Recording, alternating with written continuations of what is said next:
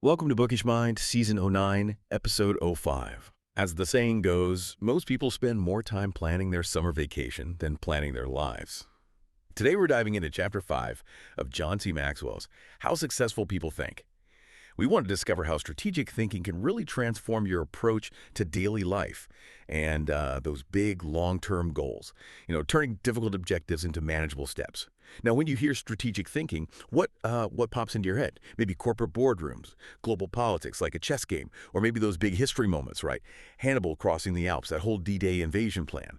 And yeah, those are definitely strategic, no question. But what's really cool, I think, is that strategic thinking isn't just for, generals or CEOs. This way of thinking can make a huge difference in, well, pretty much any part of your life. Absolutely. And what's really fascinating and what we're going to unpack today is that it's less about those huge grand schemes. It's more about developing a specific kind of mindset, a way to look at any challenge, really, Yeah. and help simplify complexity, lets you prepare better for, well, whatever's coming down the road. So we'll explore why it's so powerful.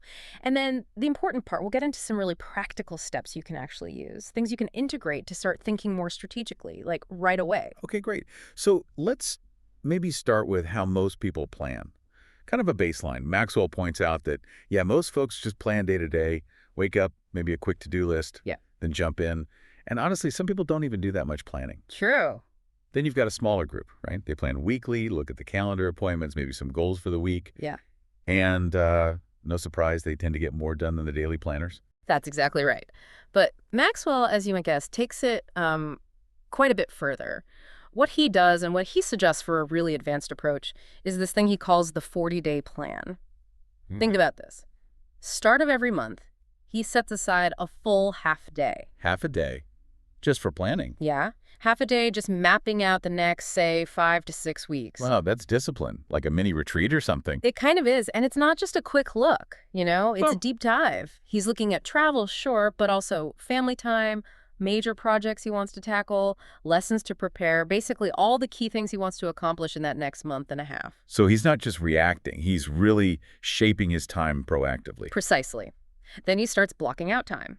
Specific slots for thinking, for writing, for work, for meetings. But here's the thing people often miss. It's not all work. He actually schedules fun stuff too. Oh, really? Like what? Seeing a show, a ball game, maybe playing golf.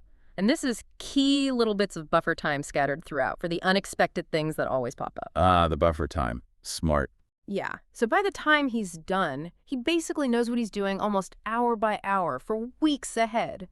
And thinking bigger picture, this kind of detailed, proactive strategy, the principle of it, that long-range planning, that's got to be a big reason he accomplishes so much, The 40-day thing isn't magic, it's the commitment. That really clarifies it. Okay, so we see how it can look. Yeah. But maybe for folks listening who are wondering, is all that effort really worth it? Yeah. Let's get into the why.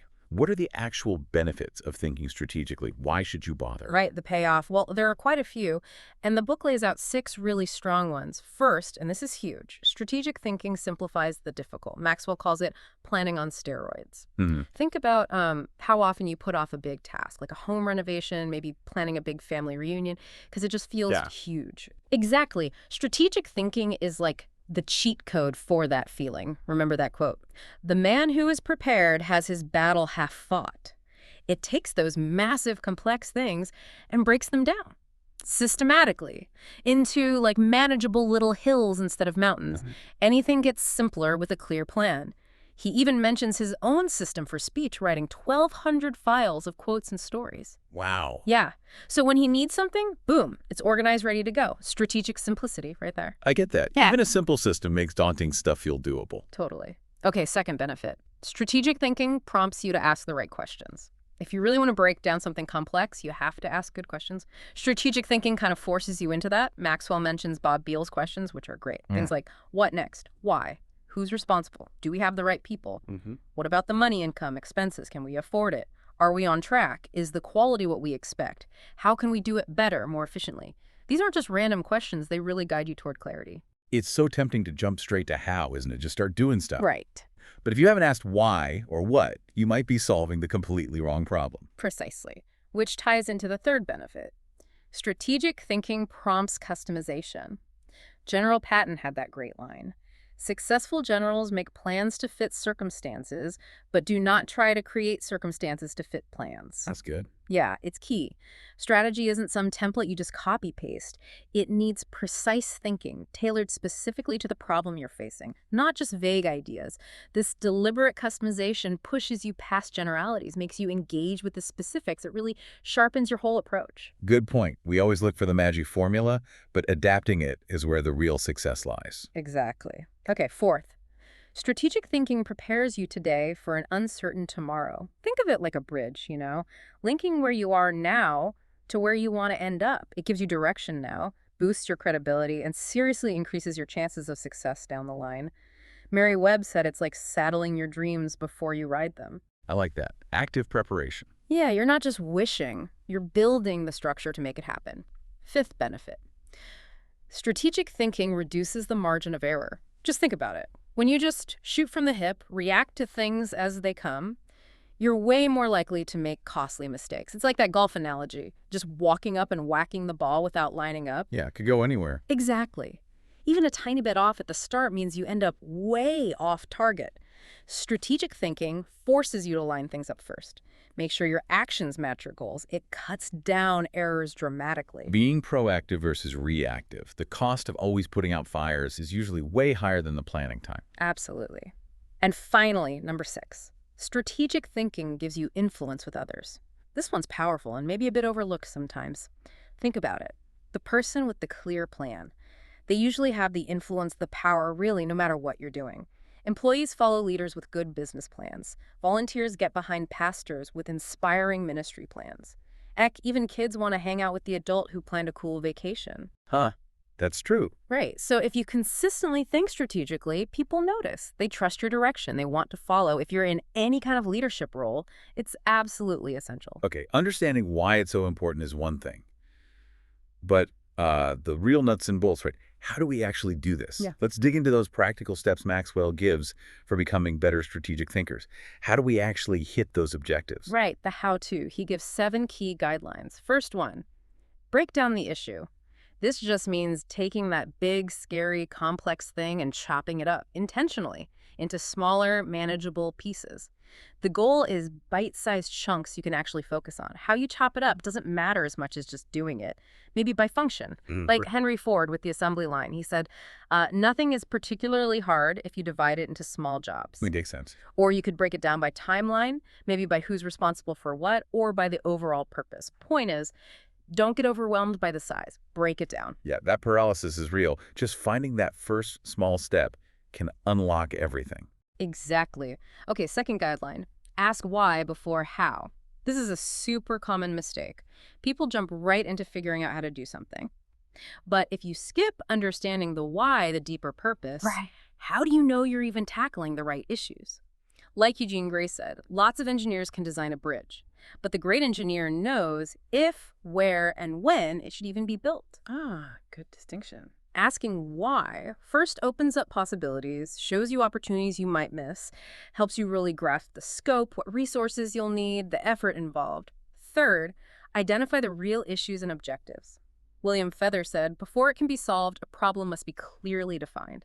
And this is where people often stumble. They rush to solutions and end up, solving the wrong problem. And been there. Yeah. So you got to ask tough questions, challenge your own assumptions, gather info, even if you think you know it all, and crucially, try to remove your personal agenda or bias. That stuff really clouds your judgment.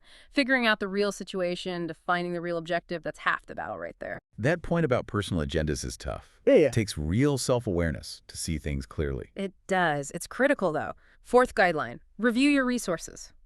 Look, a brilliant strategy with no resources behind it. It's just wishful thinking. It's doomed. So you need an honest inventory. How much time do you really have? What's the money situation? What materials, supplies, inventory do you have access to? What about other assets, maybe connections, skills, and liabilities? What could trip you up? And, super important, who are the people on your team? Who can actually make things happen? You absolutely have to know what you're working with. Right. Can't build without materials. Exactly. Fifth, develop your plan. How you do this will vary, obviously, but Maxwell's advice is pretty practical. Start with the obvious stuff. When you tackle the clear, fundamental bits first, it kind of builds unity on the team. Everyone gets it, agrees on it. Yep. That builds momentum, gets the creative juices flowing for the trickier parts. Build on the basics to handle the complexity. Sixth, put the right people in the right place. This is huge. It means your team has to be part of your strategic thinking. Because even the best plan will fail if you mess up the people part. The book warns about this clearly. Wrong person means problems, not potential. Wrong place means frustration, not fulfillment. Wrong plan means grief, not growth. Oof. Yeah. So success really comes from that magic combo. The right person in the right place with the right plan. Makes perfect sense. Great blueprint. Yeah. But if the builders aren't right or in the wrong spot, it falls apart. Precisely. And the final guideline, number 7, keep repeating the process. My friend Olin Hendricks has a great saying, strategic thinking is like showering, you have to keep doing it. Huh. I like that. Right. You can't just solve a major problem once and dust off your hands. Small stuff, maybe, you can manage with systems, but big challenges. They need ongoing, dedicated strategic thinking time. Thanios put it well, the will to win is worthless if you do not have the will to prepare. To be truly effective, you got to be a continuous strategic thinker. Sometimes the best way to really get a concept like this is to see it play out. And this next story from the book, it really clicked for me. It's kind of amazing how one strategic move decades ago still affects a common product today. Here's where it gets really interesting. Let's talk Maxwell House Coffee and the Passover Haggadah. Oh, yeah. This is a classic, fascinating story of strategic thinking in action. So for more than 70 years, Maxwell House Coffee has given out this little booklet, a Haggadah. It outlines the Passover Seder service. Millions of American Jews use it every year. Over those decades, Maxwell House has distributed over 40 million copies. 40 million, wow. Yeah. It's become this staple. The book quotes a woman, Regina Witt, saying, "I remember using them all my life." And her mother, almost 90, adds, "It's our tradition. Could be very strange not to use them." That's incredible brand integration. How on earth did a coffee company become part of a religious tradition? Pure strategic thinking. Goes back 80 years. A sharp marketing guy, Joseph Jacobs, had an idea. He told Maxwell House they could sell a lot more coffee during Passover if they made sure people knew it was certified kosher by a rabbi. Turns out the coffee actually had been kosher for Passover since 1923, but nobody really knew or promoted it. Okay. So the key strategic move Jacobs suggested was this. What if they just gave away the Haggadah booklets? It would promote the kosher certification, sure, but more importantly, it would create this incredibly valuable connection with Jewish consumers right at Passover time. Brilliant. Give away the book to sell coffee. Simple, but so effective. Totally worked. They've been making the booklets and selling coffee during Passover ever since. It's just a perfect example of how one smart, well-executed strategic decision can drive sales for literally decades, builds massive loyalty, and yeah, makes the company part of a cultural tradition. It wasn't just about coffee, it was about fitting into a lifestyle. So wrapping this up, what does this all mean for you listening? We've looked at how strategic thinking isn't just for the Hannibals or the CEOs. It's a powerful mindset. It can genuinely simplify tough stuff, help you ask better questions, tailor your approach to your situation, and really crucially, prepare you for what's next. It cuts down mistakes, even makes you more influential. Yeah, if you connect it all, the main takeaway is about being proactive, Yeah. Precise, persistent in how you plan. Doesn't matter if it's a huge life goal, a career change, or just managing your week better. It's about getting past just wishing for things and instead actually systematically planning for them, one manageable step at a time. So as you think about this deep dive into how successful people think, maybe ask yourself this. Are you implementing strategic plans that give you clear direction for today and genuinely increase your potential for tomorrow?